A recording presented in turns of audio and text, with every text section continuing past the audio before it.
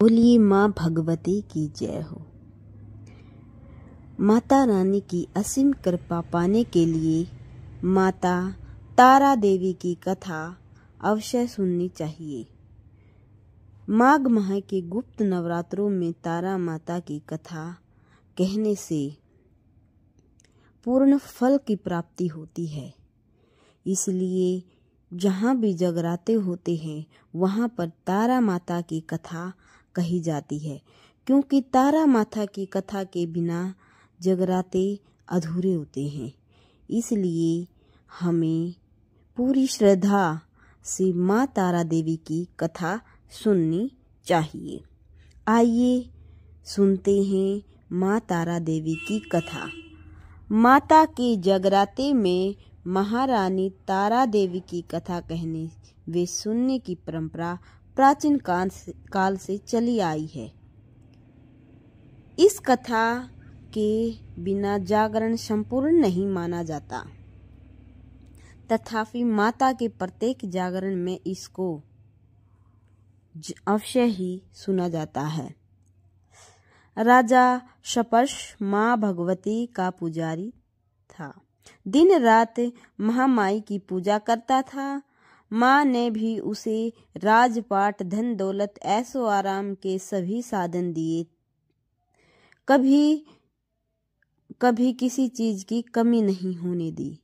तो सिर्फ यह कि उसके घर में कोई संतान न थी, यही गम उसे दिन रात सताता। वो माँ से यही प्रार्थना करता रहता था कि माँ मुझे एक लाल बख्श दो, ताकि मैं भी संतान का सुख भोग सकूं। मेरे पीछे भी मेरा नाम लेने वाला हो, मेरे वंश को चलाने वाला हो। माँ ने उसकी पुकार सुन ली।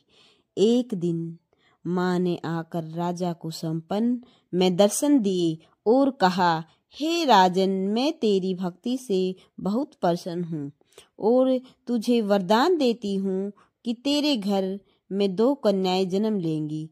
कुछ समय के बाद राजा के घर में एक कन्या ने जन्म लिया। राजा ने अपने राज दरबारियों को बुलाया, पंडितों व ज्योतिषियों को बुलाया और बच्चे की जन्म कुंडली तैयार करने का हुक्म दिया। पंडित तथा ज्योतिषी ने उस बच्ची की जन्म कुंडली तैयार की और कहा, हे राजन, यह कन्या तो साक्षात देवी है। यह कन्या जहाँ भी कदम रखेगी वहाँ खुशियाँ ही खुशियाँ होंगी। यह कन्या भी भगवती की पुजारिन होगी। उस कन्या का नाम तारा रखा गया। थोड़े समय बाद राजा के घर वरदान के अनुसार एक और कन्या ने जन्म लिया। मंगलवार का दिन था। पंडितों और ज्योतिषियों ने जब जन्म कुंडली तैयार की तो उदास हो गई। राजा ने उदासी का कारण पूछा तो वे कहने लगे, महाराज, यह कन्या आपके लिए शुभ नहीं है। राजा ने उदास होकर ज्योतिषी से पूछा कि मैंने ऐसे कौन से बुरे कर्म किए हैं जो इस कन्या ने मेरे घर में जन्म लिया। उस समय ज्योतिषियों ने अपनी ज्योतिषी लगाकर बताया। कहने लगे कि ये दोनों कन्याएं जिन्होंने आपके घर में जन्म लिया है, पिछले जन्म में राजा इंद्र की अप्सराएं थी।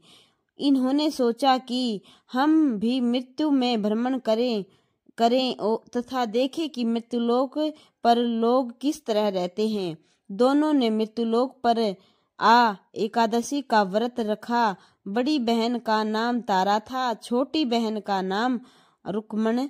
बड़ी बहन तारा ने अपनी छोटी बहन से कहा कि रुक्मण, आज एकादशी का व्रत है, हम लोगों ने आज भोजन नहीं खाया, तू बाजार जाकर फल ले आ। रुक्मण बाजार फल लेने के लिए गई। वहां उसने मछली के पकोड़े बनते देखे। उसने अपने पैसों के तो पकोड़े खा लिए तथा तारा के लिए फल लेकर वापस आ गई। फल उसने तारा को दे दिए। तारा ने पूछा कि तू अपने लिए फल क्यों नहीं लाई? तो रुक्मण ने बताया कि उसने मछली के पकोड़े खा लिए। उसी वक्त तारा ने श्राप दे दिया दिया, जा नीच, तूने एकादशी के दिन मांस खाया है, नीचों का कर्म किया है। जा, मैं तुझे श्राप देती हूँ, तू नीचों की जून पाए। छिपकली बनकर सारी उम्र मांस ही कीड़े मकोड़े खाती रहे। उसी शहर में एक ऋषि गुरु गोरख अपने शिष्यों के साथ रहते थे। उनके शिष्यों में एक चेला तेज स्वभाव का तथा घमंडी था। एक दिन वो घमंडी शिष्य पानी का कमंडल भरकर खुले स्थान में एकांत में जाकर तपस्या पर बैठ गया। वो अपनी तपस्या में लीन था। उसी समय उधर से एक प्यासी कपिल गाय आ गई। उस ऋषि के पास पड़े कमंडल में पानी पीने के लिए उसने मुंह डाला और सारा पानी पी गई। जब कपिला गाय ने मुंह बाहर निकाला तो खाली कमंडल की आवाज सुनकर उस ऋषि की समाधि टूटी। उसने देखा कि गाय ने सारा पानी पी लिया था। ऋषि ने गुस्से में आ उस कपिला गाय को बहुत बुरी तरह चिमटे से मारा। वह गाय लहूलुहान हो गई। यह खबर गुरु गोरख को मिली। उन्होंने जब कपिला गाय की हालत देखी तो उस ऋषि को बहुत बुरा भला कहा और उसी वक्त आश्रम से निकाल दिया।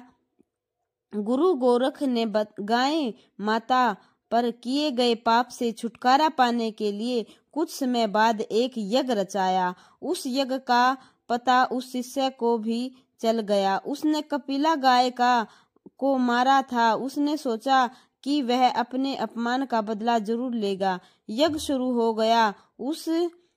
उस चेले ने एक पक्षी का रूप धारण किया और चोंच में स्पर्श लेकर भंडारे में फेंक दिया, जिसका किसी को पता न चला। एक छिपकली जो पिछले जन्म में तारा देवी की छोटी बहन थी तथा बहन के शाप को स्वीकार कर छिपकली बनी थी, स्पर्श का भंडारे में गिरना देख रही थी। उसे त्याग व परोपकार की शिक्षा अब तक याद थी। वह भंडारा होने तक घर की दीवार पर चिपकी समय की प्रतीक्षा करती रही कि कई लोगों के प्राण बचाने हेतु उसने अपने प्राण न्यौछावर कर लेने का मन ही मन निश्चय किया।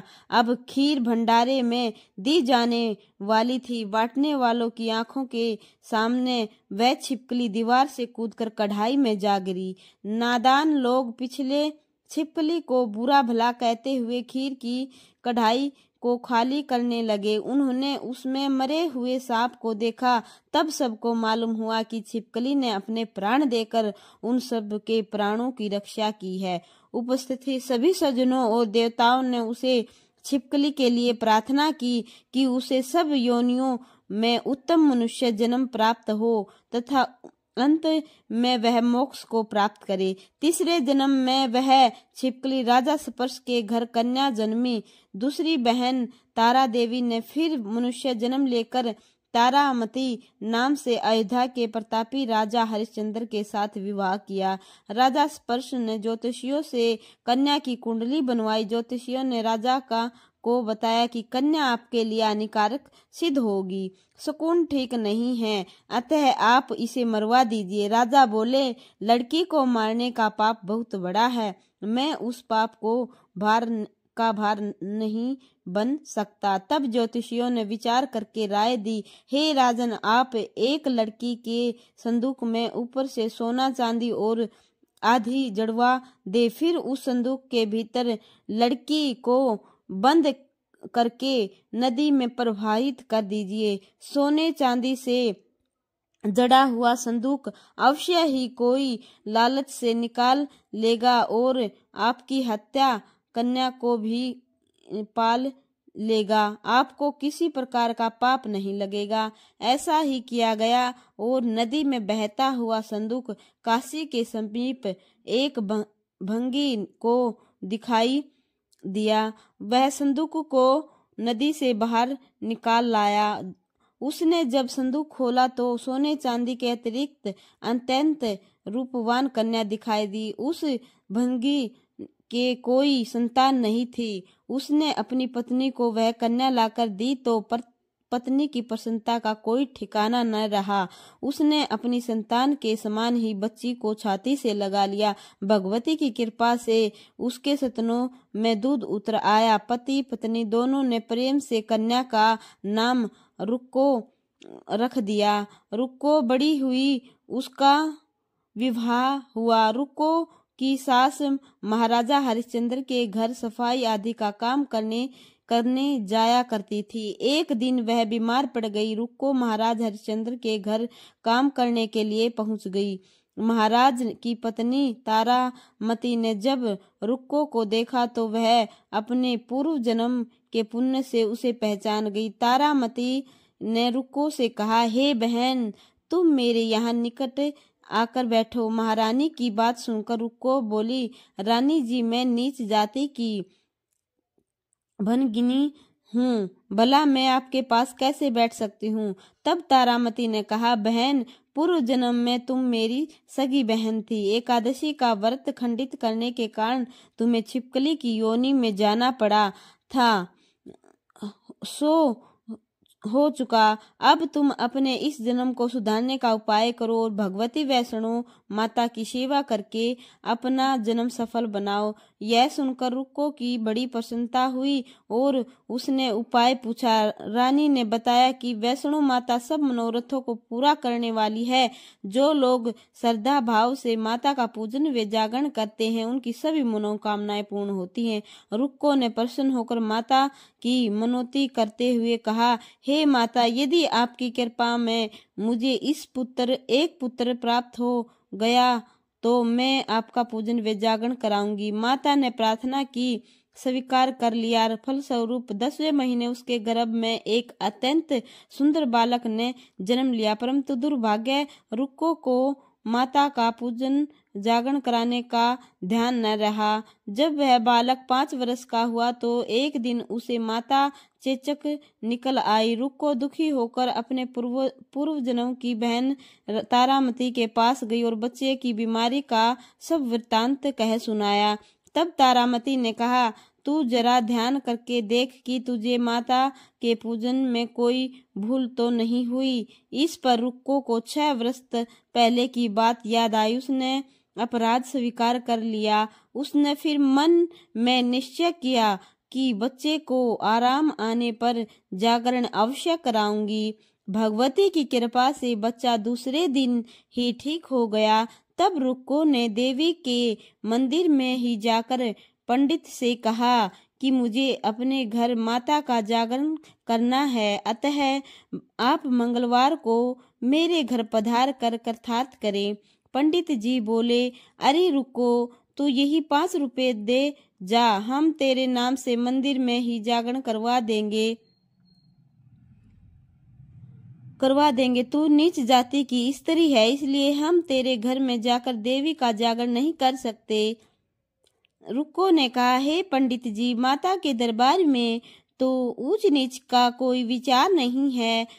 वे तो सब भक्तों को समान रूप से कृपा करती है, अतः आपको कोई ऐतराज नहीं होना चाहिए। इस पर पंडित ने आपस में विचार करके कहा कि यदि माता रानी तुम्हारे जागरण में पधारे तब तो हम भी स्वीकार कर लेंगे। यह सुनकर रुक्को महारानी के पास गई और सब वृत्तांत कह सुनाया। तारामती ने जागरण में सम्मिलित होना सहर्ष स्वीकार कर लिया। जिस समय रुक्को पंडितों से यह कहने के लिए गई, महारानी जी जागरण में आएगी, उस समय सैन नाई वहां था। उसने सब सुन लिया और महाराजा हरिश्चंद्र को जाकर सूचना दी। राजा को सैन नाई की बात पर विश्वास नहीं हुआ।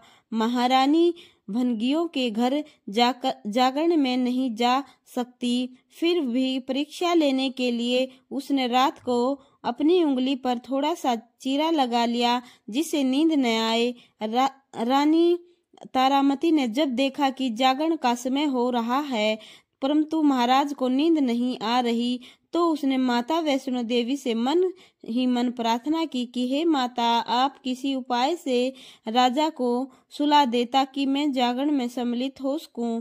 राजा को नींद आ गई। तारामती रोशनदान से रास्ता बांधकर महल से उतरी और रुक्को के घर जा पहुंची। उस समय जल्दी जल्दी के कारण रानी के हाथ से रेशमी रुमाल तथा पाव का एक कंगन रास्ते में ही गिर पड़ा। उधर थोड़ी देर बाद राजा हरिश्चंद्र की नींद खुल गई। वह भी रानी का पता लगाने निकल पड़ा। उसने मार्ग में कंगन व रुमाल देखा। राजा ने दोनों चीजें रास्ते से उठाकर अपने पास रख ली और कहा, जहाँ जागरण हो रहा था वहां जा पहुंचा। एक कोने में चुपचाप बैठकर दृश्य देखने लगा। जब जागरण समाप्त हुआ तो सबने माता की अरदास की। उसके बाद प्रसाद बांटा गया। रानी तारामती को जब प्रसाद मिला तो उसने झोली रख लिया। यह देख लोगों ने पूछा, आपने प्रसाद क्यों नहीं खाया? यदि आप न खाएंगी तो कोई भी प्रसाद नहीं खाएगा। रानी बोली, तुमने प्रसाद दिया वह मैंने महाराज के लिए रख दिया। अब मुझे मेरा प्रसाद दे दो। अब की बार प्रसाद ले तारा ने खा लिया। इसके बाद सब भक्तों ने माँ का प्रसाद खाया। इस प्रकार जागरण समाप्त करके प्रसाद खाने के पश्चात रानी तारामती महल की तरफ चली। तब राजा ने आगे बढ़कर रास्ता रोक लिया और कहा, तूने नीचों के घर का प्रसाद खा अपना धर्म भ्रष्ट कर लिया। अब मैं तुम्हें अपने घर कैसे रखूं? तूने जो कुल की मर्यादा व प्रतिष्ठा का भी ध्यान नहीं रखा। जो प्रसाद तू अपनी झोली में मेरे लिए लाई है उसे खिला, मुझे भी तू अपवित्र करना चाहती है। ऐसा कहते हुए जब राजा ने झोली की ओर देखा तो भगवती की कृपा से प्रसाद के स्थान पर उसमें चंपा, गुलाब, गेंदे के फूल, कच्चे चावल और सुपारियां दिखाई दी। यह चमत्कार देख राजा आश्चर्यचकित रह गया। राजा हरिश्चंद्र रानी तारा को साथ ले महल लौट आए। वही रानी ने ज्वाला मैया की शक्ति से बिना माचिस या चमक पत्थर की सहायता के राजा को अग्नि प्रज्वलित करके दिखाई, जिसे देखकर राजा का आश्चर्य और बढ़ गया। रानी बोली, प्रत्यक्ष दर्शन पाने के लिए बहुत बड़ा त्याग होना चाहिए। यदि आप अपने पुत्र रोहिताशव की बलि दे सके तो आपको दुर्गा देवी के प्रत्यक्ष दर्शन हो जाएंगे। राजा के मन में तो देवी के दर्शन की लगन हो गई थी। राजा ने पुत्र मोह त्याग कर रोहिताशव को शिर देवी को अर्पण कर दिया। ऐसी सच्ची श्रद्धा एवं विश्वास देख दुर्गा माता सिंह पर सवार हो उसी समय प्रकट हो गई और राजा हरिश्चंद्र दर्शन करके कथात हो गए। मरा हुआ पुत्र भी जीवित हो गया। चमत्कार देख राजा हरिश्चंद्र गदगद हो गए। उन्होंने विधि पूर्वक माता का पूजन करके